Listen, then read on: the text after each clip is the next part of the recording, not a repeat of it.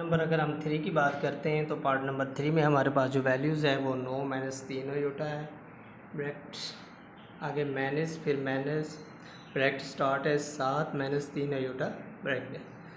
तो इसके लिए आप कैसे सिंपलीफाई कर सकते हैं, याद रखना जो पहले दो जुज़ थे उनके दरमियान इधर हमारे पास जमा इस्तेमाल हो रही थी अलामत, तो वहाँ हम जो अगली रकमें होती हैं ब्रैकेट के अंदर उनके अलामात चेंज नहीं करते हैं। लेकिन अब माइनस है तो याद रखना है माइनस अगर होगी तो ब्रैकेट के अंदर जितनी भी वैल्यूज़ होंगी उनकी अलामत हमने चेंज कर देनी है। तो इसको कैसे लिखेंगे जी, 9 माइनस 3 आयोटा है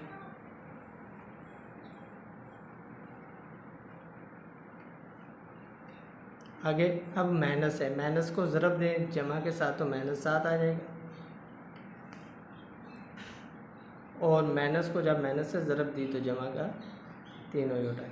आपको मैंने यही बात बतानी थी, ये भी याद रखना है कि ये जो माइनस बाहर है ये दोनों रकमों के अलामत को चेंज करेगी। ये नहीं कि पहली रकम की वैल्यू अलामत को चेंज कर ले और बाकी को ना करें।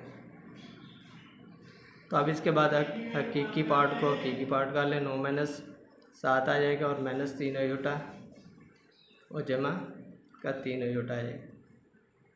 इसके बाद आपने क्या करना है, 9 में से 7 को निकाल दें तो 2 आ जाएगा, और माइनस 3 है जमा 3 आयोटा है तो ये जमा का 0 आयोटा आ जाएगा पर। तो इसको हम मज़ीद सिंप्लीफाई करें तो इसका जो जवाब है वो रियल पार्ट ही आएगा। शुक्रिया।